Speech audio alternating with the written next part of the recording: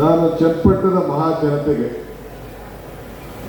ಮಾಧ್ಯಮದ ಮುಖಾಂತರ ಒಂದು ಪ್ರಶ್ನೆ ಕೇಳಲಿಕ್ಕೆ ಬಯಸ್ತಾ ಇದ್ದೇನೆ. ನಾನು ನಮ್ಮ ಲೋಕಲ್ ಲೀಡರ್ಸ್ನ ಕೇಳಿದೆ, ಯಾವಾಗ ನಿಮ್ಮಲ್ಲೇನಾದ್ರು ಇಂಥ ಉದ್ಯೋಗ ಮೇಳಗಳೇನಾದ್ರು ನಡೆದಿತ್ತಾ ಅಂತ. ಯಾಕೆಂದ್ರೆಲ್ಲ ದೊಡ್ಡ ದೊಡ್ಡ ನಾಯಕರುಗಳೆಲ್ಲ ಇಲ್ಲಿ ಬೆಳೆದು ಬಂದಿದ್ದಾರೆ, MLAಗಳಿದ್ದಾರೆ, MLCಗಳಿದ್ದಾರೆ, ಮಂತ್ರಿ ಆದವರು ಇದ್ದಾರೆ, ಮಾಜಿ ಮುಖ್ಯಮಂತ್ರಿ ಇದ್ದಾರೆ, ಎಲ್ಲರೂ ಇದ್ದಾರೆ. ನಾನು ಎಲ್ಲ 10,000 ಜನಕ್ಕೂ ಕೆಲಸ ಕೊಡಿಸ್ತೀನಿ ಅಂತ ನಾನು ಹೇಳಿಲ್ಲ.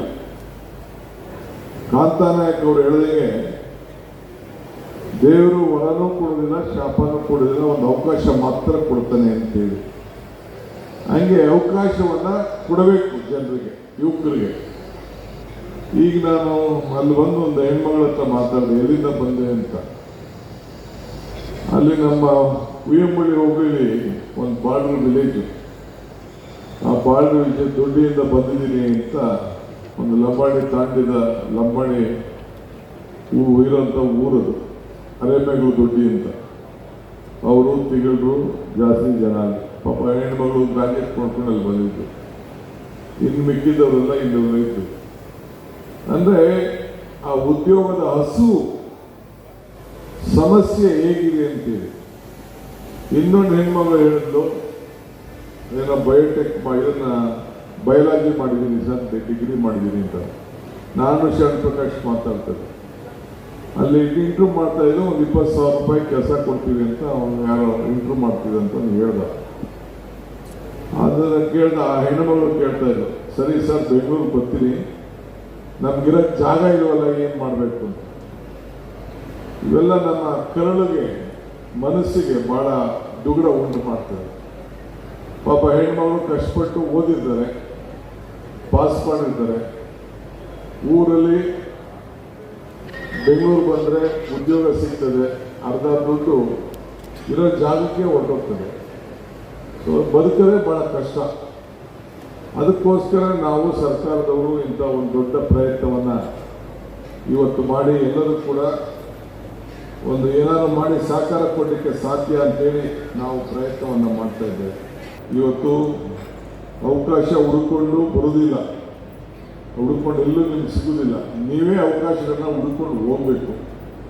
ಸೊ ಅದರಿಂದ ಎಲ್ಲ ನನ್ನ ಯುವಕರಿಗೆ ನಾನು ಪ್ರಾರ್ಥನೆ ಮಾಡ್ಕೊಳ್ಳೋದಿಷ್ಟೇ, ನಿಮಗೆ ಮಾನಸಿಕವಾದಂಥ ಧೈರ್ಯ ಯಾವ ಕಾರಣಕ್ಕೂ ಕಡಿಮೆ ಆಗಬಾರ್ದು.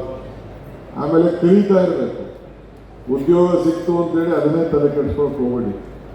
ತಿರ್ಗಾ ನೀವು ಕೂಡ ಉದ್ಯೋಗವನ್ನು 4 ಜನಕ್ಕೆ ಉದ್ಯೋಗವನ್ನು ಕೊಡೋಕ್ಕೆ ನಿಮಗೆ ಮಾನಸಿಕವಾಗಿ ನೀವು ತಯಾರಾಗಬೇಕು.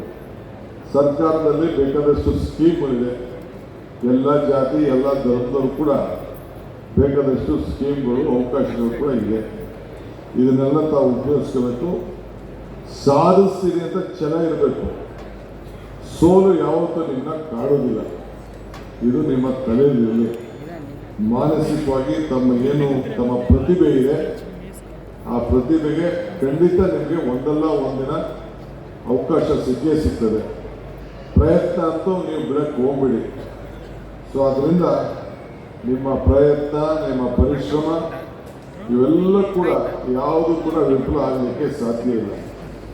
ಆದ್ದರಿಂದ ಈ ಒಂದು ಉದ್ಯೋಗ ಮೇಳಕ್ಕೆ ಭಾಳ ಜನ ನಮ್ಮ ನಾಯಕರುಗಳ ಸಹಕಾರ ಕೊಟ್ಟಿದ್ದಾರೆ, ಪ್ರಚಾರ ಮಾಡಿದ್ದಾರೆ, ಮನೆಗೂ ತಿಳಿಸಿದ್ದಾರೆ, ಒಂದು ಪ್ರಯತ್ನ ಮಾಡ್ತಾ ಇದ್ದಾರೆ. ಇವತ್ತು ಚನ್ನಪಟ್ಟಣ ನಾವು ಇಲ್ಲಿ ಯಾಕೆ ಇಲ್ಲಿಗೆ ಬಂದಿದ್ದೀವಿ ಅಂದರೆ, ಇಲ್ಲಿ ಜನರ ಭಾವನೆ, ಬದುಕು ಎಲ್ಲ ಕೂಡ ಬದಲಾವಣೆಯನ್ನು ಮಾಡಬೇಕು. ಇವ್ರಿಗೇನಾದ್ರು ಒಂದು ಹೊಸ ರೂಪವನ್ನು ಕೊಡಬೇಕು. ಒಂದು ಕಾಲದಲ್ಲಿ ನಮ್ಮ ಬೆಂಗಳೂರು ಗ್ರಾಮಾಂತರ ಜಿಲ್ಲೆಯಲ್ಲೇ ಅತಿ ಹೆಚ್ಚು ವಿದ್ಯಾವಂತರು, ಗ್ರಾಜ್ಯುಯೇಟ್ಗಳು ಚನ್ನಪಟ್ಟಣ ತಾಲೂಕಿನಲ್ಲಿ ಇಲ್ಲೇ ಇದ್ರು ಅಂತೇಳಿ ದಾಖಲೆ ಇದೆ. ವೆಂಕಟಗಿರಿಗೌಡರಂತವ್ರು ಕೂಡ ಈ ತಾಲೂಕಿನಲ್ಲೇ ಇದ್ದರು. ಸೊ ಹಂಗೆ ಅವಕಾಶ ಸಿಕ್ಕಿದಾಗ ನಿಮ್ಗೇನು ಸಹಾಯ ಮಾಡಬೇಕು ನಮ್ಮ ಕೆಲಸವನ್ನು ನಾವು ಮಾಡ್ತೇವೆ.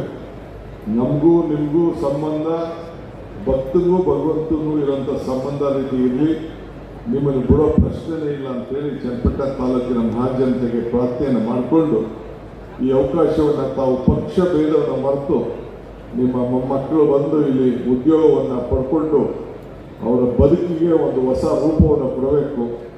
ಇದಕ್ಕೆ ನಮ್ಮ ಸರ್ಕಾರ ನಮ್ಮ ಮನೆ ಬಾಗಿಲು ತೆರೆದಿದೆ ಅನ್ನೋ ಮಾತನ್ನು ಹೇಳಿ ನನ್ನ ಮಾತು ಮುಗಿಸ್ತೇನೆ. ಎಲ್ಲರಿಗೂ ನಮಸ್ಕಾರ.